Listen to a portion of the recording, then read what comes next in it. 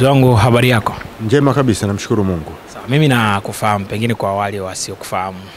Mimi naitwa Mtemi Ramadhani, ni mchezaji wa Simba wa zamani na timu ya taifa, na kwa sasa hivi ni mpenzi tu wa timu na mwanachama wa timu. Sema mchezaji, hata na kwa mchezaji wa kawaida, ni nahodha wa zamani wa Simba. Sawa kabisa, nimewahi kuwa nahodha kwa kipindi kirefu tu nikiwa ndani ya Simba. Sawa. Timu yako kwa mara nyingine tena inakuja kucheza mchezo muhimu, mchuano hii ya CAF, hatua ya nusu finali. Mchezo wa kwanza ushindi bao 1-0 nyumbani, inakuja kumalizia hapa kusini mwa Afrika.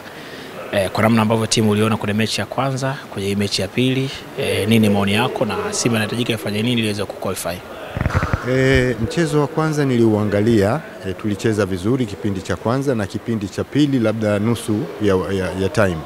Lakini kuna kipindi ilifika hawa wenzetu naona kama walikuwa sasa wanatafuta goli la ugenini. Kwa hiyo pale nikaona timu kama imerudi chini kidogo. Lakini bado nasema ni timu ambayo inafungika, licha ya kwamba tuliweza kupata bao 1 nyumbani, lakini hata ugenini huku timu ikitulia, ikarekebisha makosa madogo ambayo yalifanyika, na imani kabisa tunaweza tukapata goli la ugenini. Kwa namna ambavyo uliwaona wapinzani wakicheza mechi ya kwanza, lakini pia kama upata nafasi ya kuangalia mechi zao nyingine tofauti, unadhani kesho watakuja kwa staili gani na sisi tunahitaji kuingia kwa staili ipi tuweze kufanikiwa kupata kile ambacho tumekifuata hapa? Hawa ni watu ambao kwa kweli wanakwenda wanabadilika. Wanapenda sana kujilinda. Jambo ambalo najua kesho hawawezi kulifanya kwa sababu wamekwisha fungwa bao 1 nje. Hapa nyumbani watafunguka, watataka waje wapate goli la kwanza, wapate labda na la pili la kuwaingiza kwenye fainali. Kwa hiyo nafikiri Simba dakika za mwanzo wanaweza wakajilinda.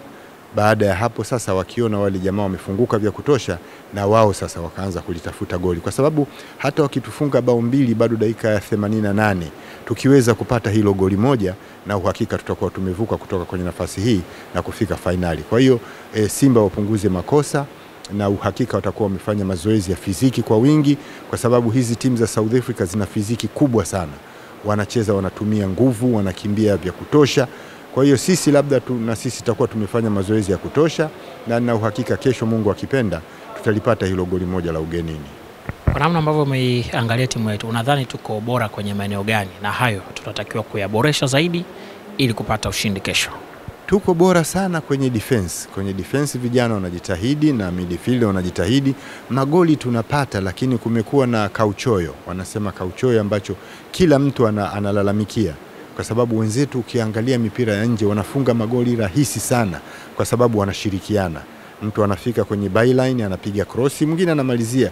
Unaona kama jambo dogo sana, lakini sasa sisi kumekuwa mtu yuko kwenye nafasi finyu, atataka afunge, atataka ajaribu. Tunaweza sana kupata magoli mengi iwapo tutashirikiana. Forward yetu pia ni nzuri, ina vijana wana ari ya mpira, lakini kuna hako kauchoyo ambacho saa nyingine kanatuharibia. Hii ni mechi ambayo pengine wewe inakukumbusha nini kwenye historia ya Simba? Ni mechi inanikumbusha mbali. Sisi tumewahi kucheza na National Al Ahly, tukashinda Dar es Salaam bao 2-1, lakini tulivyoenda Cairo tukafungwa bao 2-0. Nakumbuka sana kwa sababu hiyo ni karibuni ilikuwa ndio mechi yangu ya mwisho kucheza Simba, kwa sababu tulivyorudi kutoka Cairo mimi nikawa nimejiunga na masomo chuo kikuu. Kwa hiyo inanikumbusha mbali. Ningependa wachezaji wetu wajitoe, waweze kupata ushindi hiyo kesho, hata tukifungwa, lakini tuweze kupata kusonga mbele na kucheza fainali. Rekodi za hivi karibuni tangu michuano hii ya CAF kubadilishwa, tunatamani kufika hatua ya fainali. Nini ambacho pengine kinazungumza kwenye mioyo ya wachezaji, kwa sababu wewe umeshacheza, ukikutana na mechi za namna hii ambayo unaenda kuandika rekodi mpya kwenye maisha yako na maisha ya klabu kama ilivyo mechi ya kesho? Hiyo ni jambo kubwa sana kwa mchezaji, kwa sababu wanasema ndio jambo lina motivate, linampa ari ya kwenda kupambana na kuweza kupata ushindi. Kwa sababu wengine wako baadhi ambao wamefika hatua kama hii, lakini ni mmoja au wawili, lakini waliobaki wote ni nafasi yao kubwa sana kutengeneza historia ndani ya klabu kwa kuweza kupata ushindi kesho, na kuweza kufikia hayo malengo yao, kwamba mimi nacheza mpira labda niweze kucheza nje ya nchi au niweze kuchukua kombe la Afrika. Kwa hiyo ni kitu kimoja wapo ambacho kitawapa nguvu ya kuweza kupambana na kupata ushindi.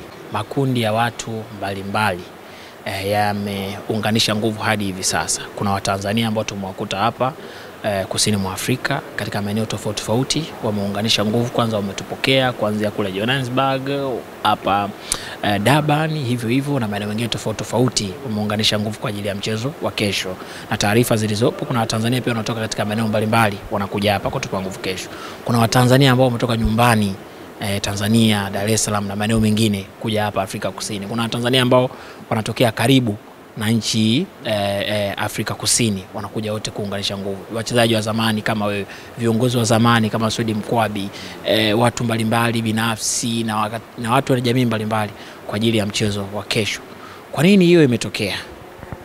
Kwanza nafasi iliyopo kwamba tunahitaji ushindi tuweze kutengeneza historia, kwa sababu mtani wetu alishawahi kufika hatua kama hii, na sisi tunakuwa na kiu sana ya kuona tunafanikiwa, aidha tunampita mtani wetu au tunaweka historia nyingine.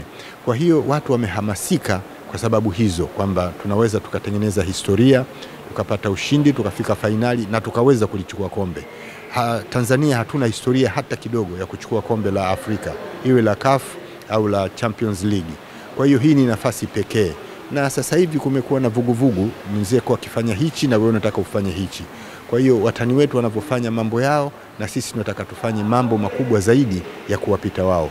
Hii imechangia sana kuleta chachu kwa watu wengi kuweza kujitokeza na kuja kuangalia hii game.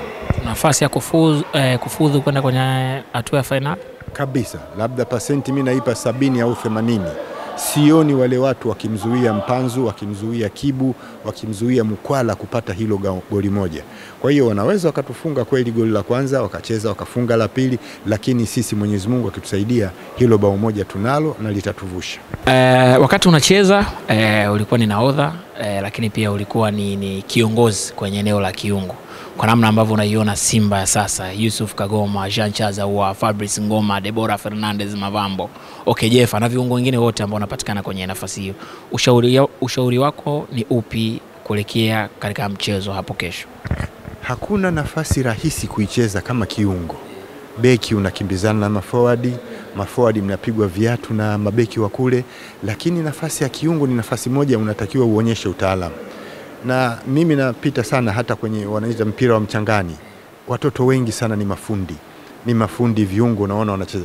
Kwa hiyo mimi ningewasihi viungo wetu wafanye mazoezi wa kitu kikubwa sana ambacho kinakosekana, kikubwa sana, wanaita, sijui kama watanielewa, uzito wa pasi. Kwa sababu ile pasi ukiipiga ya kupenetrate ile, ikiwa ndefu itakwenda itatoka, ikiwa fupi defender ataizuia. Kwa hiyo wanatakiwa wafanye sana mazoezi wanaita ya uzito wa pasi, ili waweze kuwachezesha vizuri wale timu yoyote ile. Forward line haiwezi kucheza kama viungo hamchezeshi vizuri. Kwa hiyo mimi ningewasihi hao kina Ahua, ni wachezaji wazuri sana, Kagoma mchezaji mzuri sana, Ngoma mchezaji, Mavambo mchezaji, ni wachezaji wazuri kabisa, lakini ule umaliziaji lazima ufanyie mazoezi. Hakuna kitu wanahitaji maforward kama kupewa pasi nzuri. Kwa hiyo wafanye mazoezi, yaliyopita yamepita, tusahau walioondoka.